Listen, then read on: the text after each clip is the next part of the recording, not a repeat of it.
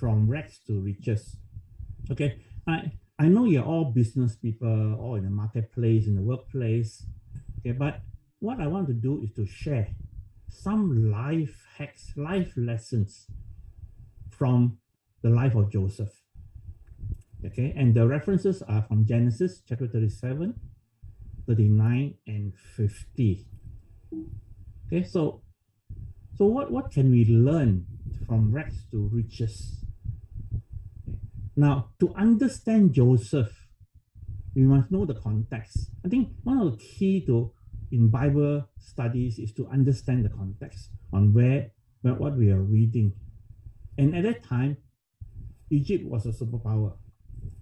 And the superpower rules the world. And Egypt, if you see the map on the lower right side, you see that because of the river Nile, which overflows the bank, and the silk is very fertile. So Egypt becomes the breadbasket of the ancient world. And the breadbasket is commerce, finance, and power. So Egypt has the whole control over all the green areas, which include Canaan. Okay, and then the other empires you can see are Assyria, Hittite Empire. But to understand Joseph, we have to understand that that is the environment they are living in. Egypt is the key, is the major superpower. It's like us living in the shadow of China or US. The superpower sort of dictates what we do. And in this short sharing, I want to highlight 3 points. 3 points that we learn from the life of Joseph. Firstly, the road of to maturity. Okay, and then the test of integrity. And the third point is acts of trust and dependability. Okay, so firstly, the road to maturity. Now, if you read in Genesis, Joseph is actually a very spoiled child.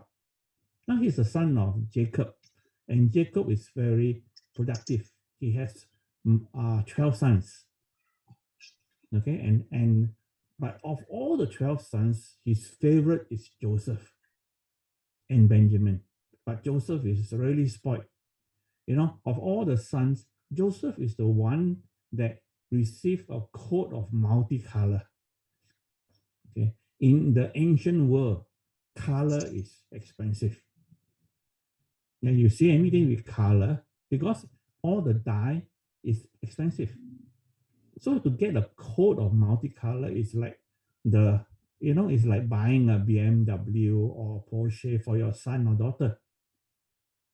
So he's really spoiled. He feels entitled, and you know that he's actually very boastful. Okay, he tells the brothers, "Hey, I have a dream, you guys. I dreamt that I am a wheat. We are all wheats, because agriculture was their staple. I dreamt I was a shaft of wheat, and you are the 11 of you. Bend and bow, your wits bend and bow to me." The brothers didn't like that very much.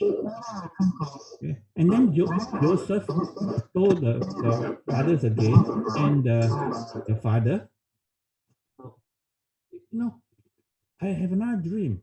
I dreamed the sun and the moon and 11 stars all bow towards my stars. Even the father was a bit upset. Hey, don't talk about this.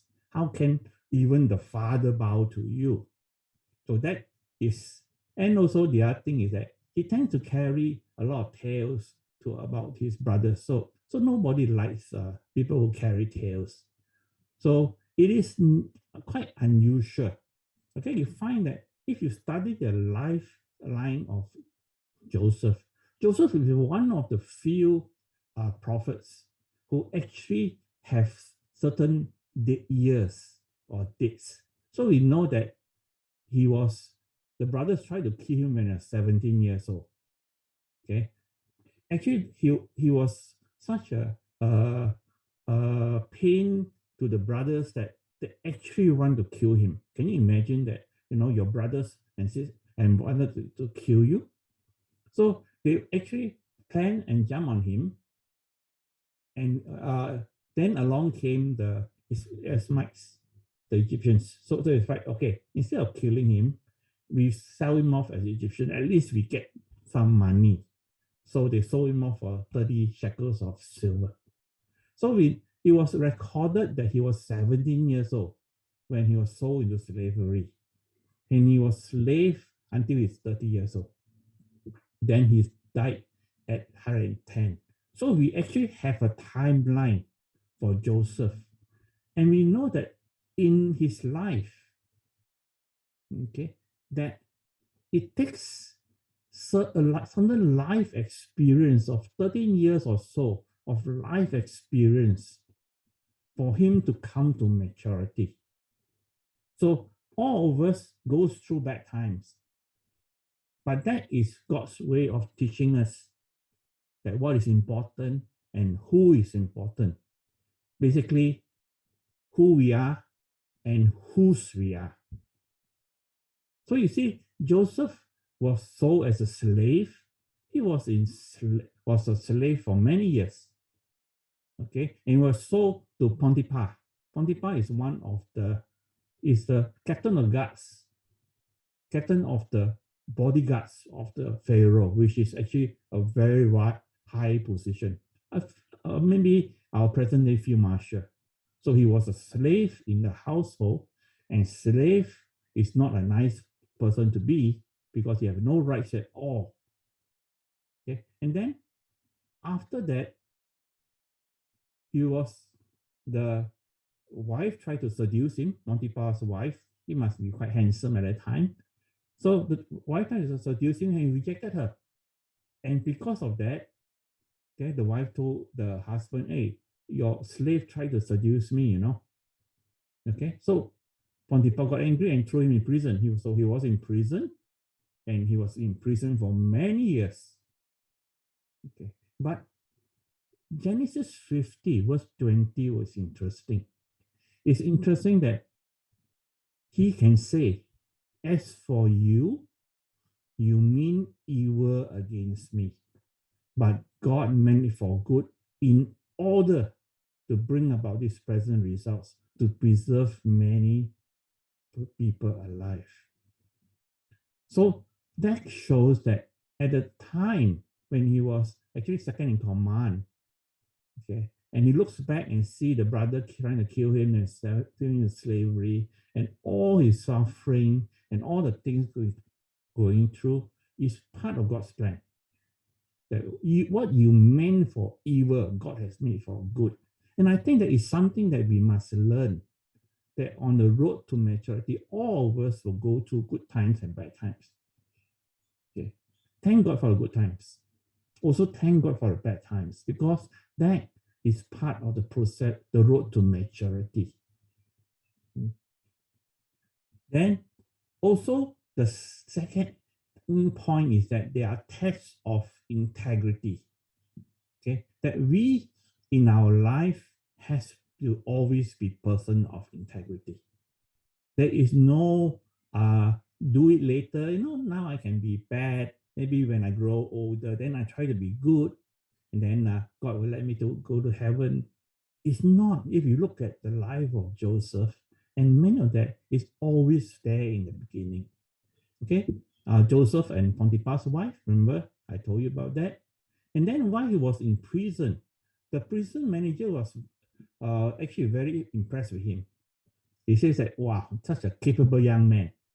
Even though you're a prisoner, you take care of the prison. Well, I'll relax at home. So he was actually a prison manager for many years. So it indicates that he's a trustworthy person. Otherwise, the warden would not trust him. And it shows how important for us to be persons of integrity at all times. Okay. Look at this. You see all this beach It's a beautiful beach with round pebbles. Okay, it's a nice beach around all the round pebbles, and you look at the pebbles; they're very smooth and round. But you must remember, these pebbles were once mountain, but through time and water, and then they becomes round pebbles. And so is in our life. If we are not careful and not maintain integrity, this world is always trying to come in and wash and destroy us. That's why we always have to guard our heart. Okay, as the uh, Bible says, watch over your heart. That's the New American Standard. The King James says, guard your heart with all diligence, for from it flows the springs of life. So we always have to be guard our hearts and be people of integrity. And the third point I want to make is that not only have to be guards our hearts, okay, and be persons of integrity, we must have action of trust and dependability. Okay, we just can't be people of integrity without action that is dependable and winning trust. Okay, so remember Joseph was in prison, and Pharaoh has a dream. Okay, Pharaoh is the king, the emperor, the god of Egypt. And Pharaoh had a dream, and he dreamed that, he was standing by the lake, the side of the Nile, and out of the Nile came 7 cows. Okay, 7 cows which are fat and healthy. Then out of the same Nile came 7 skinny and emaciated cows. And the skinny cows ate up the fat cows. Then and Pharaoh has another dream. He dreamed that, there was a main shaft of wheat with 7 grains which are healthy. Then from the same shaft grew 7 unhealthy grain, but the healthy grain add up to 7 grain. So he has these 2 dreams that he cannot interpret, and none of the people or wise men of Egypt cannot. So he called for Joseph, and Joseph says that this means 7 years of 7 good years, 7 fat years, and 7 lean years. So basically, Pharaoh, you need to prepare. Okay, prepare for the 7 years of famine. So Pharaoh says, okay, since you say it, you take care lah. So actually Pharaoh appoint Joseph to be the second in command to him with all the authority. And Joseph did a good job, acts of trust and dependability. That he built silos, he collected grains, all the make sure that there is enough greenery in the whole of Egypt. So when the 7 years of famine came, the people of Egypt did not starve. In fact, they have so much grain that the people around came to buy grains from Egypt. So that means our life, okay, we learn from our life experience. We must live life on integrity, and our action must have trust and dependability in our daily life. Okay? No matter what you do, you're in the marketplace, in your workplace, or like that we have to be trustworthy.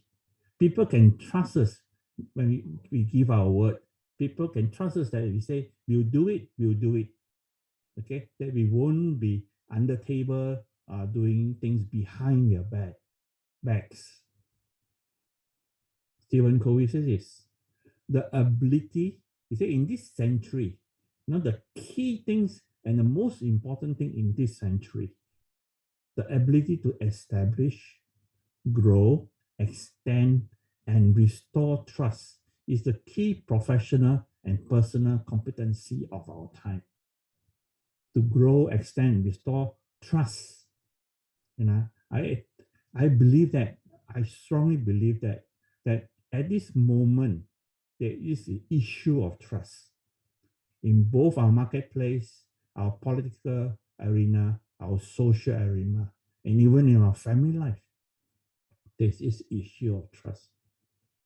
And you see that the whole, if you read the whole story of Joseph, and I advise you that you to read that, you find that the family that is in Canaan, okay, are starving. So the brothers, all the 11 brothers came over to Egypt to buy grains.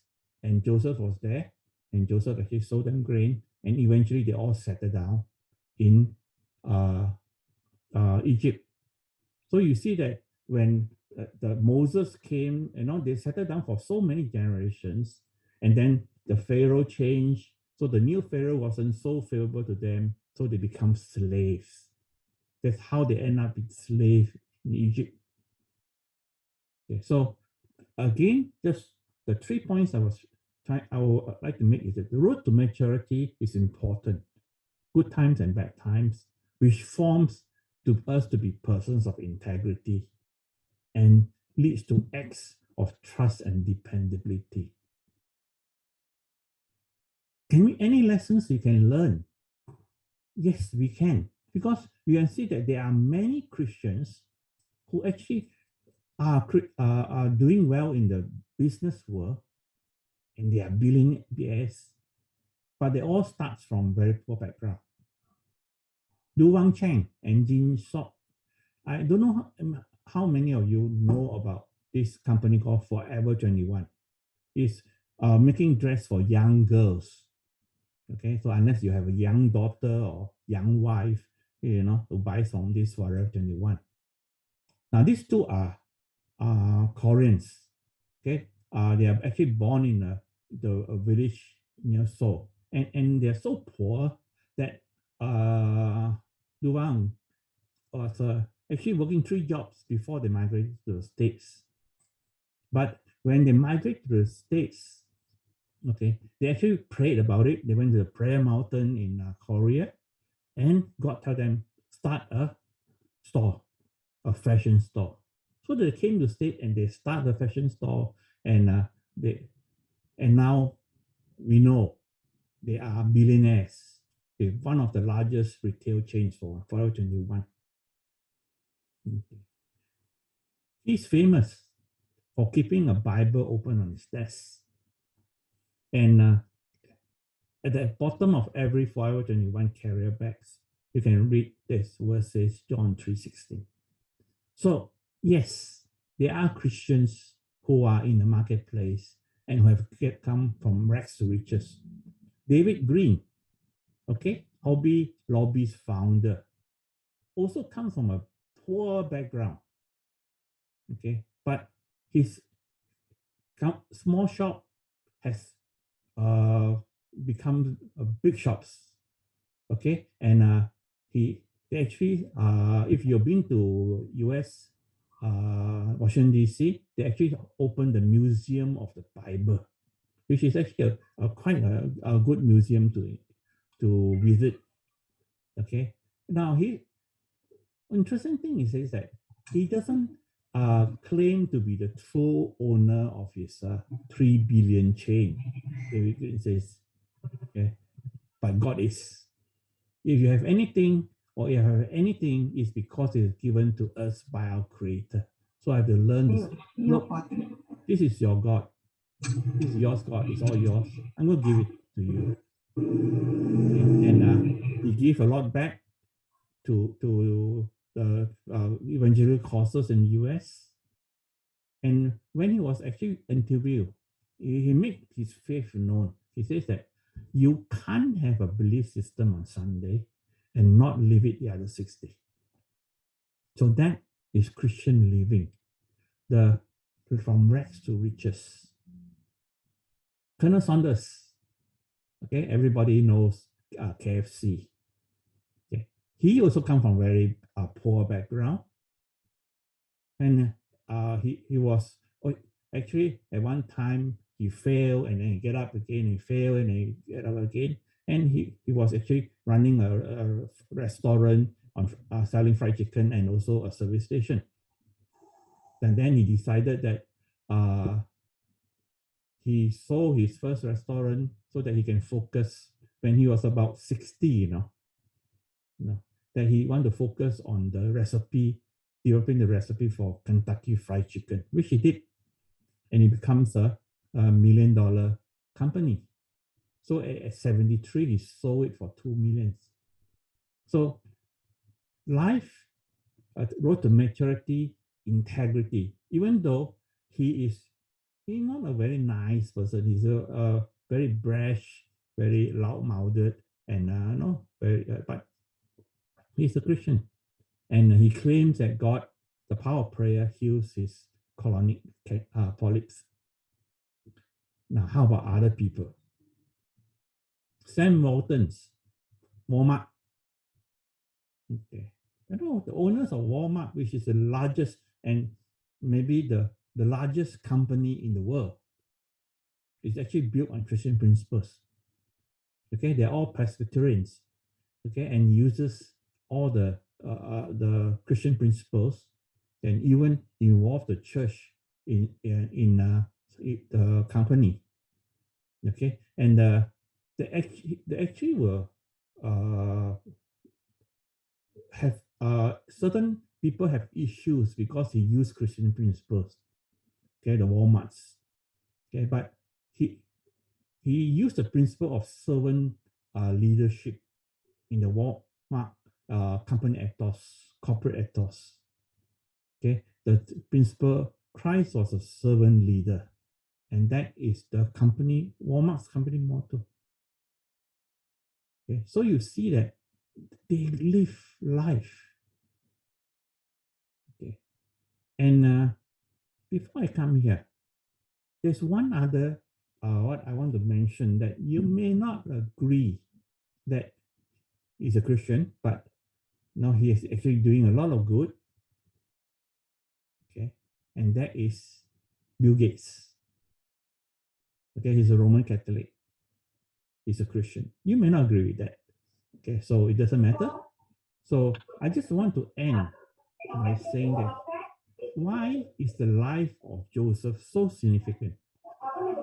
Okay, why do I think Joseph, together with Moses, are the two important person?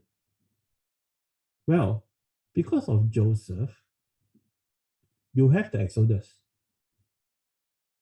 If Joseph is not there in Egypt as the second in command, okay, the Jacob's family would have died of starvation in the promised land.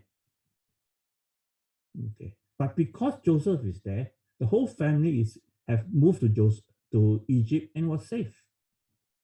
So they become slave, but it was because of Joseph that they were alive, and because of Joseph, the Exodus happened. Okay, if Joseph is not there, the Jews will not grow in Egypt, and there will be no Exodus. There will no Moses. Okay, and because of Joseph, the covenant is there. Remember, after they come out of Egypt, they cross the Red Sea, they move to Mount Sinai and encounter with God and receive the covenant. And because of Joseph, there is the church. So what I'm trying to say is that what we do in our life as Christians, in our marketplace, in our job and all that, make a difference. As the life of Joseph make a difference. It may be small things, okay, like Sam Walton or KFC, or it may be just a simple thing, but it can change the world. So your job, my job can change the world.